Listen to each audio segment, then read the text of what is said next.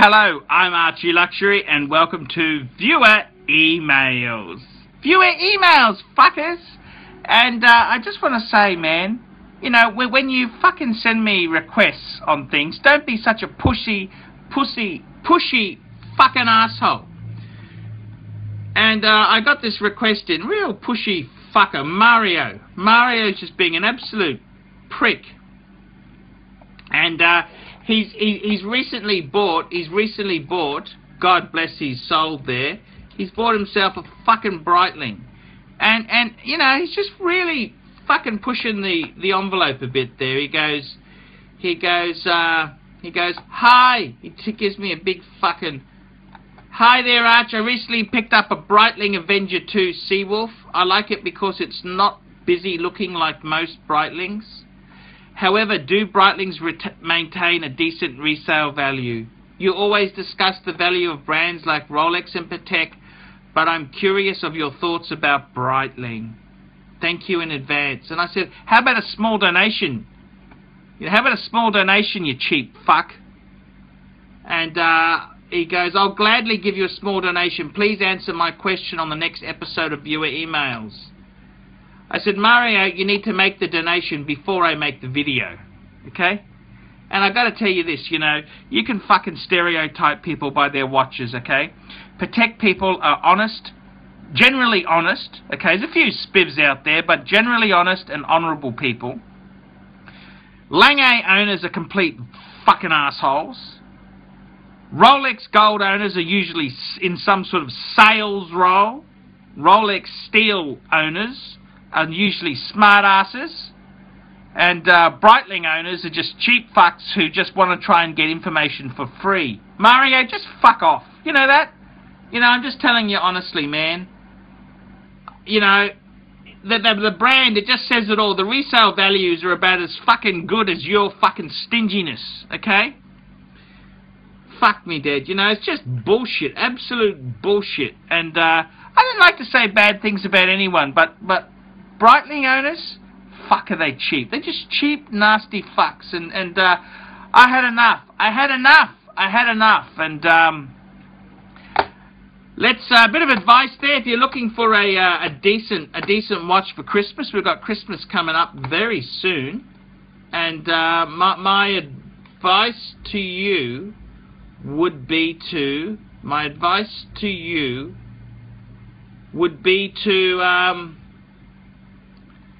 go to Jewelers on Time. Kenny Nguyen is just such a cool guy. He sponsors the channel. He helps me out a lot.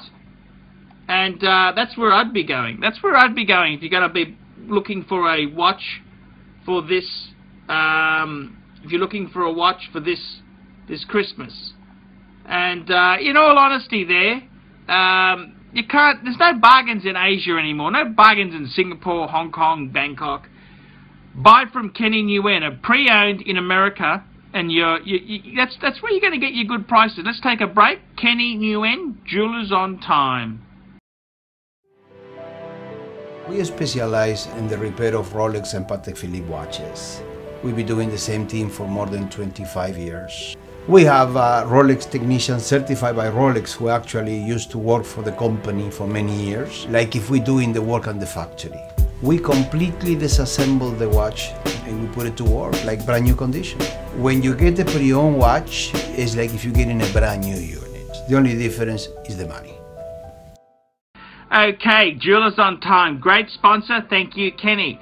Now, this is the email from Aslan Hussan. And he goes, hi, Archie. I hope you're well. My name is Aslan and I'm from the United Kingdom. I enjoy watching your channel on YouTube. I like it because not only is it informative, but it has a comical twist. And he goes, I would appreciate your opinion on a modest and very humble collection of pens I have. I'm 25 years old, so I do not have a vast collection, but I am learning more and more about luxury pens. In my collection, I have the following pens. Now, he's a huge Cartier pen fan, and I've got a Cartier Must fountain pen, which is a really nice lacquered fountain pen. Love that pen. But he goes on, he's got the Stylo, Cartier Dandy, Escalades de Crocodile. What the fuck is it in French for? Then he's got a Cartier Diablo, Cartier Diablo. Please find attached is a collection of photographs of the above pens. I want your personal opinion on them and also a market opinion. I prefer to ask you as it saves me from looking at subjective sites who may give me misinformation. As always, I expect a bold and brash about my collection. If you would do it in a video or an email, that would be great. I prefer a video as emphasis on such things is fun to watch. The pens are brand new, never been used, but every now and again I like to take them out and look at them. It may sound weird, but I love doing it. P.S. I've not done much research online for them, but for what I have, I've been able to find out what the fuck's he saying here? Okay, now he sent me £5. £5. That's okay. That's okay. It's okay. So what do I think of these pens here? And you know, this is a very good question here. Just having a look. Look, I got to tell you, okay, in my opinion, you're much better off collectible pens. Better off to go fountain pens. I quite like them. I quite like these two pens here. I think myself, just hang on, I'm going to just stop for a minute. I'm going to get my pen. Just hang on, fuckers. Hang on. We'll just take a small commercial break. I'll be right back, fuckers. We specialize here in pre-owned Rolex watches. Rolex watch is a very special timepiece, and we always do the servicing exactly as factory specifications. We buy a pre-owned piece and we put it into brand new condition. We have Rolex certified technicians working on that. We completely disassemble the piece. We adjust and polish and change every single part of the watch. You have to have certified watchmakers that know what they're doing. If you have an expensive car, you're just not going to bring it to any mechanic that doesn't know what they're doing. You spent $5,000. It's like if you put money in the safe deposit box.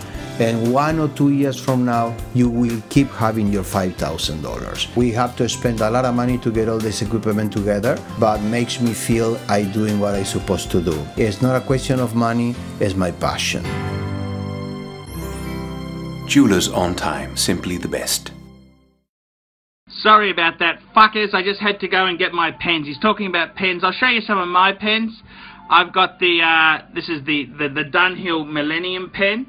And it's so cool. You turn it and it goes in. You know what I mean? It's just such a cool pen there. The other pen, I've got this little pen. I always like to have two fountain pens with me at all times. I've got my Parker Duofold Greenwich. This is a limited edition for the new Millennium. Great pen that there. Love it to death. It's probably one of the nicest. The Parker Duofold is one of the nicest pens I find to write with. And another pen I love is the, this is my Cartier Must. It's a lacquered. So that's not fucking plastic. That's proper metal with lacquer on it. It's my Must 2 fountain pen. Now, what do I think of your pens? Okay, let's. I'm going to be brutal and honest here. It was only a £5 donation, so no point fucking pussyfooting around and you know, no point fucking licking asses here, is there? Okay, let's be honest with you. Collectible pens, fountain pens. The ballpoint pens aren't so collectible. I've got a feeling you've paid high for them. That's what my honest gut feel is there. They're fuck, I don't know how to say this in a polite way. I would have bought other things, okay? You remember my Mont Blanc pen? That was a really fuck-off fantastic pen to have. That was cool. That was cool pen. You know, that's a cool pen to have. These here, I think you're buying things which you don't really know what you're doing. There's nothing wrong with Cartier. Okay, there's nothing wrong with Cartier. They're a great pen, but fuck, they churn out too much shit now, okay? Cartier really churns out a lot of fucking shit. And my own opinion is are they collectible? Well, yes and no. Yes and no. They're kind of, you know, they're collectible, but... Hello, my name is Cherry. I want to help anyone in the Brisbane area looking for a quality late model, low kilometer used car. I'm looking for people in the Brisbane, Gold Coast and Sunshine Coast area of Queensland in Australia. You know, my friend Benny is an honest man who sells quality used cars. Benny is a good guy and he will look after you, because Benny only sells quality cars. Please call Benny on 0432 279 202. Okay, I'm going to be brutally honest there. I mean, the pens are okay, but fuck, man, you got to use them. They're not hugely... The problem with Cartier is they release a pen and then it goes out of date. I mean, fuck, you look at my Must 2 pen. This was the height of fashion, you know, 90s sort of pen. It is lacquered. It's not fucking resin, but it's not worth a lot of money. Use the fucking thing. Collectible pens, Montegrappa. High-end Montegrappa. Omas. There, you better. Omas. Your Montegrappa. That's the sort of pens. The Cartier pens, they're not too bad, but fuck. Use them. Enjoy them. Enjoy them. Life's short and you're dead. They're okay. They're mediocre. Cartier pens, they're okay. I don't like the plasticky finished ones. That's my own opinion, okay? I'm not a huge fan of them. They're nice pens. They're not shit. I'd be looking on eBay. Look on eBay. That'll give you a price point. You know, they're not hugely valuable, these pens. They're okay, but they're not that fucking special, okay? They're not that fucking special. They're nice. They're a lot better than the average Johnny has, but they're not that fucking special, okay? That's my view on the subject there. They're just not that great, okay? That's my opinion on them. They're okay. Collectibles, you got to go fountain pens. I'd use them or sell them. That's what I'd fucking do. And reinvest your money into a limited edition Montegrappa, high-end Mont Blancs. Although I find Mont Blanc so fucking passé, it's just not funny. It makes me want to puke. Puke and puke. But you understand what I'm saying there, you know, it's sort of, it's one of these things there, they're just fucking, what can I say, you got two nice pens, use them or sell the fucking things, that's my advice to you, use them or sell them, they're not that great, so that's my verdict on your pens. I'm sorry, I gotta tell you the fucking truth, I personally wouldn't have bought those two, I'd get something... I like solid silver things, you know, like this Dunhill. I bought it at the arse end. I didn't pay a lot of money for it. It's got a lot of life in it. It's got no shitty plasticky resins on it. It's a fantastic pen. So that's a cool pen to have. No one has one, you know, whereas plasticky resin sort of pens, fuck. Well, you know, that's just my opinion on them there, okay? That's just my opinion. So, if you don't like it, just tell me, okay? I'm just telling you what I fucking think of it. So, yeah, that's my opinion there. Okay, let's have a look here. We've got another email in here from Joshua. Please do a review on Hublot. I don't fucking like Hublot. Do you understand? I don't like Hublot. I wouldn't buy it. He's going to buy one for £5,400. That's UK pounds. Man, that's the last fucking thing I'd be buying, man. You want a classy watch, you buy a Jaeger-LeCoultre Ultra. You want a cool sports watch, buy a fucking Rolex. Buy a fucking Rolex. That's what I'd be buying. None of this Hublot shit. I mean, I don't understand, you know, fuck. The reason I don't talk about it is I don't fucking like it. If I fucking liked it, I'd talk about it. You know, it's simple. Simple, isn't it? You know, I mean, fuck me dead. What do you want me to say there? It's just shit. Here we go. We've got one from Owen. Owen, I'm 16 years old. I live in America. My question is, what do you think of Movado? Dog shit. I plan on purchasing one at discounted price, $1,100 to $400. I think you mean to say $400 to $1,100. and I plan on wearing it as an everyday watch. I just want to know what you think of Movado as a brand and your thoughts on the movement. I'm a huge fan of your channel, and I hope you choose my question for your next video. Thank you for your time, Owen. Owen, I'm selling a few watches. I got 2 Longines, okay? Longine's a bit of a dog shit brand as well, but these ones are cheap. They're used. You know, a lot of bang per buck in them. Movado sucks. That's what I think. I hate Movado. You know that? I hate the fuckers. I think the brand is shit. That's what I fucking think. I just think they're dog shit, and I'm not a huge fan, okay? I'm sorry.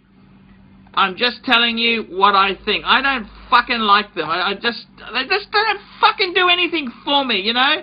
They don't fucking do anything for me. So, yeah, that's my, that's my opinion on that there. Next viewer email. Here we go. Let's have a look here. What do we got here? This is from... We got one here from Dear Archie. Watch winders, are they necessary or a waste of money? Some people believe a watch should be on a winder. If it's not on your wrist, your thoughts, please. Hey, it's a double-edged sword. You keep the fucker running, you're going to have more wear. You keep it running, the oil's going to be better. It's a chicken and the egg. It's one of these fucking difficult things. Personally, I don't use a winder because I don't like to leave my watches on a winder when I leave the house. They're either on my wrist or in a safety deposit box or with me. So, unfortunately, because a lot of nasty fuckers out there, I don't use winders. I've actually sold my winders off. I had a nice Orbiter, I sold that, and I had a nice Chinese winder. I didn't pay a lot of money for it. I sold that to a friend in Perth. So, my opinion, I'm actually going in favour of no-date watches, so that when I do want to wear them, I just wind them, set them, and off they go. Don't have to fuck around with the date and that there. So, my own opinion, if you got a winders are great. I'm not saying they suck. I think winders have got a lot going for them. Personally, the burglary. Burglars are a big fucking problem. The society's gone to shit. Society's gone to shit. It's all fucked. It's all fucked. So, yeah, that's sort of, that's my opinion there.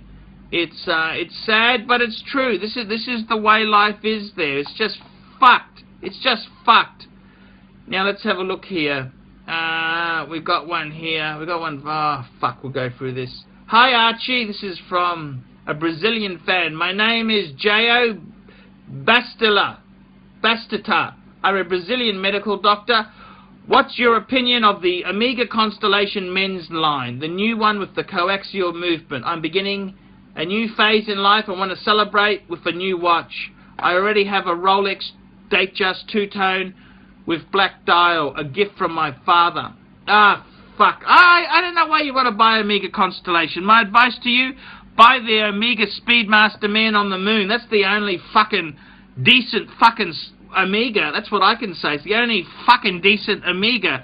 And the Seamaster, they suck as well. They just fuck me off. You know that? They just really fuck me off there. I reckon the only decent Omega is the fucking Speedmaster Man on the Moon. You want to buy a nice watch? I'd be buying something like a Breguet. That's a fucking cool watch, like a Type 20. I'd possibly buy a sports Rolex, like a no-date sub. That's a fucking really cool watch. Constellation, they're dog shit. Stay away from that coaxial movement. I hate them. I absolutely hate those fuckers. Okay, this is viewer emails for the day. I'm Archie Luxury. Tell me what you fuckers think of that. Nice one, Archie. Keep that videos pumping. Redline Design and Printing in Las Vegas, Nevada. And my good friend Johnny Jarzen will look after all his customers.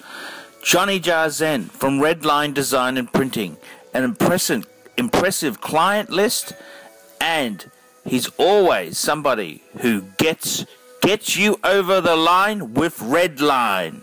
And they got specials, thick, glossy business cards.